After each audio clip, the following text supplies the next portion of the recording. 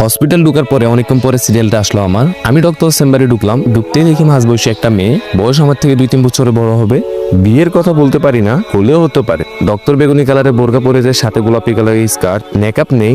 আর যদি তার সৌন্দর্য প্রকাশ করি তাহলে তার চোখের চশমা পরাতে তাকে মায়াবী দেখায়। আমি ঢুকেই সালাম দিলাম, সালামের উত্তর নিয়ে বললেন, ডক্টর বলল বসেন, কি সমস্যা বলুন।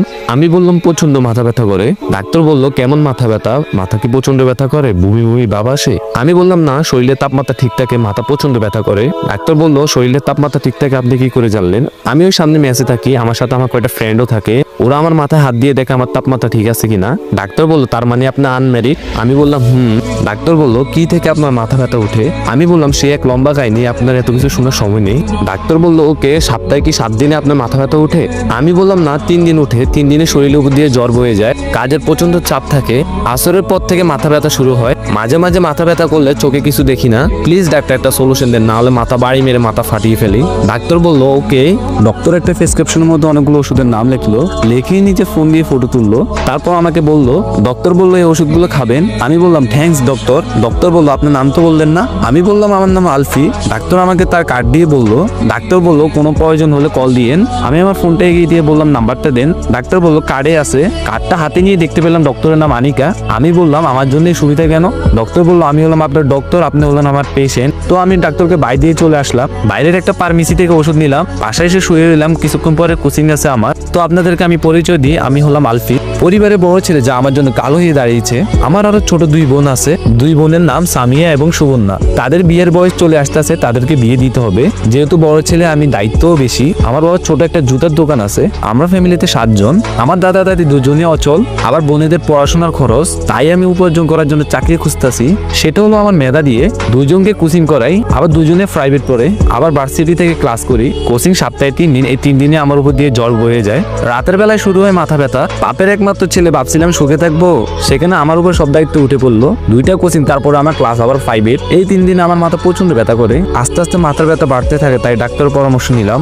একটু পরে কোচিং এ গেলাম, কোচিং করিয়ে আসতে রাত হলো। সেদিন আর মাথা ব্যথা উঠে নাই। খাওয়া দাওয়া করে ওষুধ হাতে নিলাম খাবো বলে, এমন সময় মনে পড়লো আনিকা ডক্টর কি জন্য আমার প্রেসক্রিপশনে ফটো তুললো। সবাই প্রেসক্রিপশনে কি এভাবে ফটো তুলে? আমি ওষুধ খেয়ে সাথে সাথে ঘুমিয়ে পড়ি। পরের দিনের কাজে এত চাপ নেই, 2 দিন ওষুধ খেয়ে আর খাই নেই। সব ছেলেরই এই বাজে অভ্যাস, যেহেতু আর মাথা ব্যথা ওঠে না তাই ওষুধও খাওয়া হয় না। আমার শনিবারের দিন কাজের চাপ বেশি, শনিবারের দিনে আমার মাথা ব্যথা উঠে, এমন মাথা বলার বাইরে। তাড়াতাড়ি করে ওষুধ খেলাম, ওষুধ খেয়েই শুয়ে রইলাম। পাশে থাকা ফাইমকে বললাম, আমি বললাম দেখ তো দোস্ত, আমার শরীর গরম দিন। ফাইম বলো তুই না ডাক্তার দেখাইছস, তো আবার কি জন্য মাথা ব্যথা উঠলো? ফাইম তুই আমার হাত ধরে বল। ফাইম আমার শরীর ধরে দেখে একদমই ঠান্ডা। আমি বললাম ওকে, ওষুধ খেয়েছিলাম, দেখি কাজ হয় কিনা। আরো 1 ঘন্টা পর ফাইম বললো, দোস্ত মাথা ফানি দিব। আমি বললাম আমার শরীর তো গরম না, ফানি কি জন্য দিব তাহলে? ফাইম বললো আচ্ছা তাহলে তুই ঘুমানোর চেষ্টা কর। আমার মাথা ব্যথা শেষই হচ্ছে না, কার্ডটা হাতে নিলাম, কার্ড থেকে আনিকা ডক্টরের নাম্বার তুলে দিয়ে ফোন দিলাম। কিছুক্ষণ পর্যন্ত রিং হলো, একটু পরে ফোন থেকে বলে উঠলো ব্যস্ত আছে। আমি আরো 2 বার দিলাম, 2 বারে বলতে আছে ব্যস্ত আছে। আর একবার দেওয়ার পরে দেখাচ্ছে ওয়েটিং আছে। মেজাজটা গরম হয়ে যাচ্ছে, প্রচন্ড মাথা ব্যথার কারণে ঘুমও আসছে না। আমি আরো 20 মিনিট পর কলটা দেওয়ার পরে কলটা ধরলো। আমি বললাম আসসালামু আলাইকুম। ডক্টর বললো জি ওয়ালাইকুম আসসালাম, কে বলুন? আমি বললাম আমি আলফি, আপনার পেশেন্ট। ডক্টর বললো কোন আলফি, আমি তো চিনতে পারলাম না। আমি বললাম আরে আমি আপনাকে বলছিলাম না আমি ম্যাচে থাকি। ডক্টর বললো সরি আমি আপনাকে চিনতে পারলাম না, আপনার সমস্যাটা বলুন। আমি বললাম ডক্টর আপনি আমার প্রেসক্রিপশনে ফটোটা তুলে নিয়েছিলেন। ডক্টর বললো ও মনে পড়ছে আলফি, আপনার প্রচন্ড মাথা ব্যথা ছিল তাই তো? আমি বললাম হ্যাঁ প্রচন্ড মাথা ব্যথা, কিন্তু ওষুধ খাওয়ার পরও কোনো নাম নেই। ডক্টর বললো একটা কাজ করতে পারেন, আগামীকালকে আমার চেম্বারে চলে আসতে পারেন। আমি বললাম আগামীকাল তো আসবো, কিন্তু এখন একটা ব্যবস্থা করেন। ডক্টর বললো আমি একটা মেডিসিন দিচ্ছি, আপনি ওই মেডিসিনটি এখন খান। আমি বললাম ওকে। ডক্টর বললো বাই। ফাইমকে ফার্মেসিতে পাঠালাম মেডিসিন আনতে। মেডিসিনটি খাওয়ার পরে বিশ্রাম নিলাম, কখন যে ঘুমিয়ে গেলাম বলতেও পারবো না। আমি ঘুম থেকে ওঠার পরে তাকিয়ে দেখলাম ফাইম রেডি হচ্ছে কলেজে যাওয়ার জন্য। আমি বললাম এত সকাল সকাল রেডি হয়ে কই যাইতেছস? ফাইম বললো তুই ঘড়ির দিকে তাকা। আমি ঘড়ির দিকে তাকাতেই দেখি 10টা বেজে গেল। আমি জানি না কতক্ষণ পর্যন্ত ঘুমিয়েছি আজকে। ফাইম বললো আমি তো তোর ডাকের আশা ঘুমিয়ে রয়েছিলাম, তাই তো লেট হলো। তুই তো প্রতিদিন সকালে আমাকে ডেকে তোলস। আমি চিন্তা করতে লাগলাম তাহলে কি ডক্টর আমাকে কালকে রাতে ঘুমের ওষুধ দিয়েছে?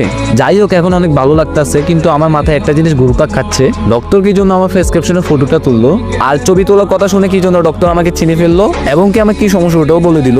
বুঝতে পারলাম একজন দায়িত্ব ডক্টর। আমি ফাইমকে বললাম আমিও কলেজে যাব, দাঁড়া। একটু পরে রেডি হয়ে কলেজে গেলাম। ক্লাস একটা করে ফাইম আর আমি গাছতলায় এসে বসলাম। বসার পরে দুজনে কথা বলতাছি, এমন সময় ফোনের মধ্যে কল আসলো।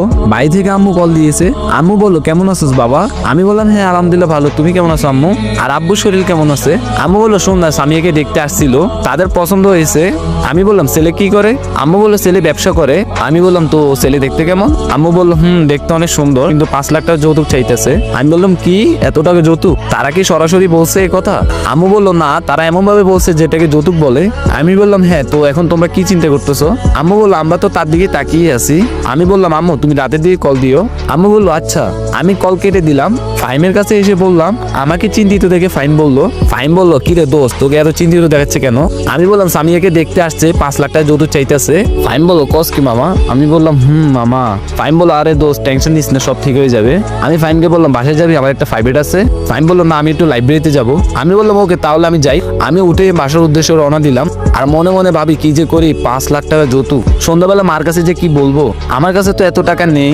প্রাইভেটের টাকা না খেয়ে জমিয়ে 5 লাখ টাকার মতো হলো, কি যে করি। বাসায় এসে জামা কাপড় খুলে রেডি হয়ে প্রাইভেটে চলে গেলাম। প্রাইভেট শেষ করে ভাবতেছি ডক্টর কাছে যাবো। প্রাইভেট শেষ করে ডক্টর চেম্বারে গেলাম। তো গাইজ লাইক করে দিও, কমেন্ট করে দিও, নেক্সট পার্টের জন্য অপেক্ষা করো। আল্লাহ হাফেজ সবাইকে।